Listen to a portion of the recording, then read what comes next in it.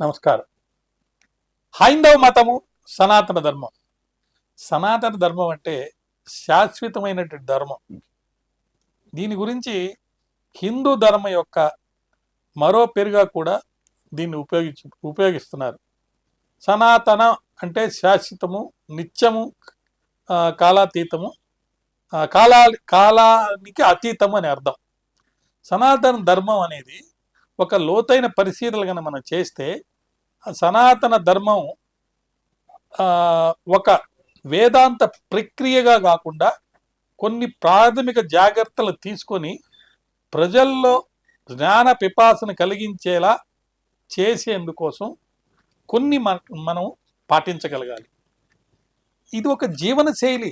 హైందవం అంటేనే జీవన శైలి. సనాతన ధర్మమే హైందవానికి ప్రాతిపదిక.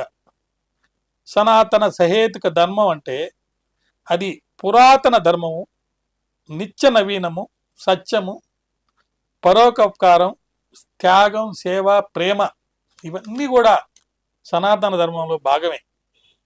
వేర్వేరు రూపాల్లో హైందవాన్ని మనము కొలుచుకుంటున్న దైవాల ద్వారా మనము సనాతన ధర్మాన్ని పాటిస్తున్నాం. మరి భగవద్గీత, భాగవతము, రామాయణము, ఇతిహాసాలు ఎన్నో మనం చదువుతున్నప్పుడు అనేక మంది దేవుళ్ళుగా మనం భావిస్తాం. ఈశ్వరుడు, వెంకటేశ్వరుడు, రాముడు, కృష్ణుడు.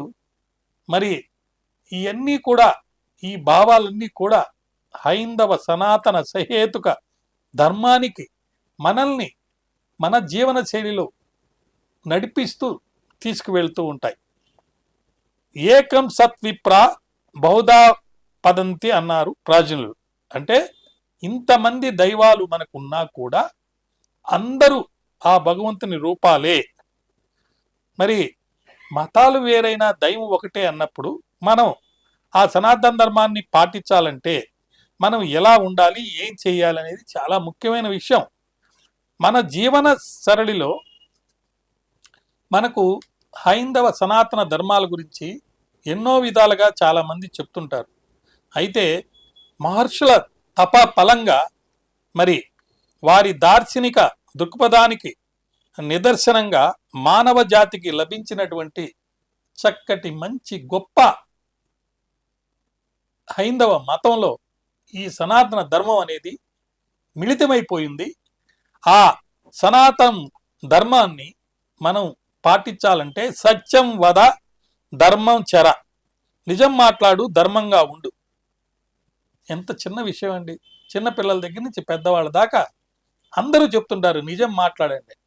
అదేవిధంగా మాతృదేవోభవ, పితృదేవోభవ, ఆచార్య దేవోభవ, అతిథి దేవోభవ ఇవన్నీ సనాతన ధర్మాల్లో భాగాలే. మరి ఇటువంటి వాటిని మనం శాశ్వతంగా ఇవన్నీ సత్యాలుగా భావించి మరి పాటిస్తూ ఉంటే మనం హైందవ సనాతన ధర్మాన్ని పాటించిన వాళ్ళమే అవుతాం. అయితే కాలానుగుణంగా మన అభిప్రాయాల్లో, సాంప్రదాయాల్లో, ఆచారాల్లో అనేక మార్పులు వస్తూ ఉంటాయి. ఒకప్పుడు బట్టలే లేకుండా ఉన్నాము, తర్వాత కొంత చెట్లు చేమల నుంచి వచ్చిన వాటిని కప్పుకుంటూ ఉన్నాము. ఇప్పుడు బట్టలు వచ్చినాయి. ఆ బట్టల్లో కూడా అనేక రకాలు, కొంతమంది శారీస్, కొంతమంది అనేక రకాల బట్టలు ధరిస్తూ ఉన్నారు. అంటే ఇది కాలానుగుణంగా వచ్చిన మార్పు. కానీ తల్లిని, తండ్రిని, గురువుని పూజించమని చెప్పే సనాతన ధర్మం తప్పకుండా ఈ ప్రకృతిలో ఏ యుగంలో అయినా సరే ఖచ్చితంగా అందరూ పాటిస్తారు. అందుకే అది సనాతన ధర్మం అయింది.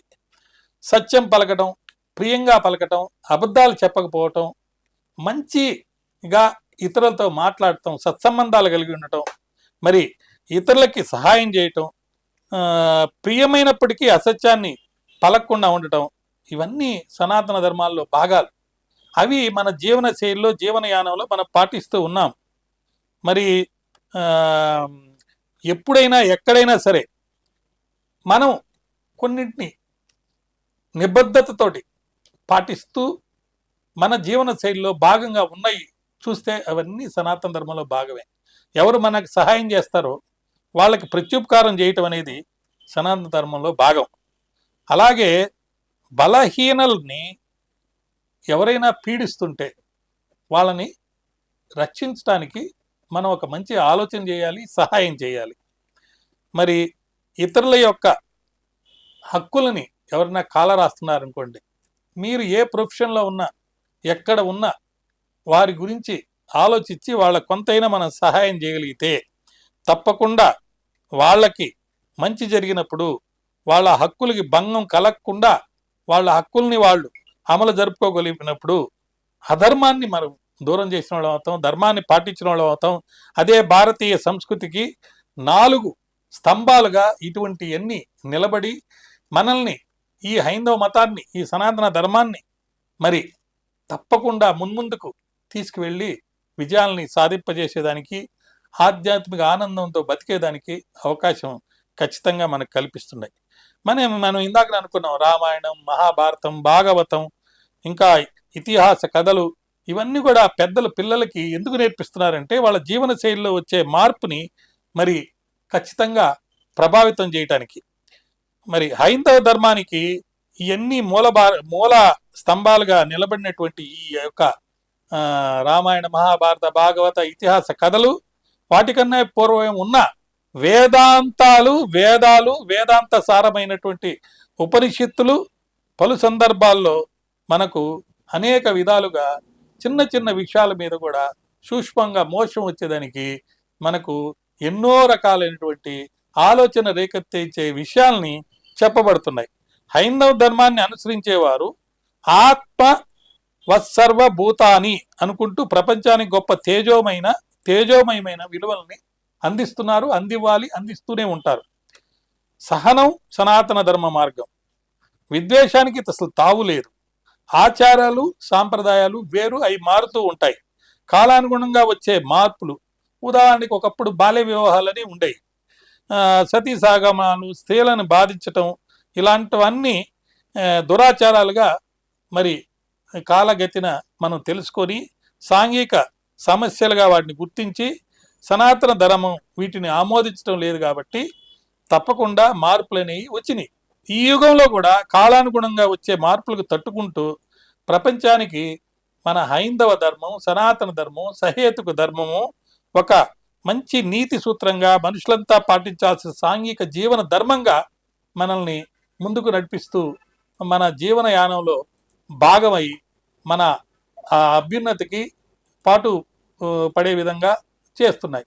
అలా ఉన్న ఈ ప్రపంచంలో మనుషులంతా పాటించాల్సిన సాంఘిక జీవన ధర్మంగా ఉన్న ఈ సూత్రాలని ఎవరు పాటిస్తారో వాళ్ళు ఇతరులకి మార్గదర్శులుగా నిలబడతారు, మంచిని పెంచుతారు, మానవత్వాన్ని పెంచుతారు. అదే సనాతన ధర్మం. ఇదే ఏష ధర్మ సనాతన. కాబట్టి సనాతన ధర్మం గురించి మనం తెలుసుకున్న విషయాల్ని మనం తప్పకుండా పాటిస్తే ఆ పాటించిన వలన ఈ పురాతన ఆధ్యాత్మిక సాంప్రదాయాల్ని, వేదాలని, ఉపనిషత్తుల్ని, భారత, భాగవత, రామాయణ, ఇతర ఇతిహాస కథల్ని మనం అందరికీ తెలియజేసే దానికోసం కృషి చేయాలి.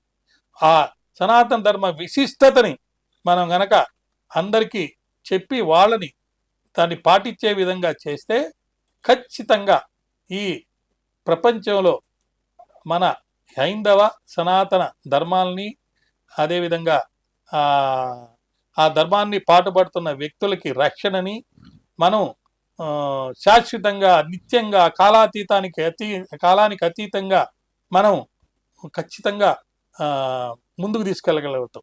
అయితే ధర్మం అంటే నియమము, విధులు, మార్గము లేదా సత్యం అని అర్థం. ఆ ధర్మాన్ని మనం తప్పక పాటించాలి. ఆ సమయం మరియు ప్రదేశానికి మించి విశ్వం యొక్క ఉనికికి సంబంధించిన శాశ్వతమైన ధర్మం అనేది, సత్యం అనేది సనాతన ధర్మం. ఇది హిందూ ధర్మం యొక్క ప్రాథమిక సూత్రాలు, నమ్మకాలు మరియు ఆచరణలను మనకు సూచిస్తుంది. మన జీవనయానంలో దీన్ని ఒక భాగంగా చేసుకొని ముందు కనుక వెళ్తే తప్పకుండా మనం ఏదైతే దేవుళ్ళని మనం కొలుస్తున్నామో, ఏదైతే మంచి అని మనం అనుకుంటున్నామో అది మనల్ని కూడా కాపాడుతుంది.